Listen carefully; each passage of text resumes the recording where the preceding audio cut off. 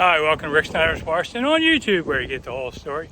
So please like, share, subscribe, comment, hit the thanks button. I'm just off of Embassy Road. This was Herbert Hoover's home, now the Embassy of Myanmar, over by 23rd Ness Street. And private embassy now, but Herbert Hoover, oh, you remember this guy, led us right into the Great Depression. Didn't go very well. Was the last president we had. It wasn't an elected official or a military officer before he became president, up until Donald Trump. But Hoover was known as the great humanitarian, fed hundreds of thousands of starving people in Europe during World War I, led them into the White House. I'm Rick Snider. Come along, Embassy Road Tour at monumentalthoughts.com, and I'll see you soon.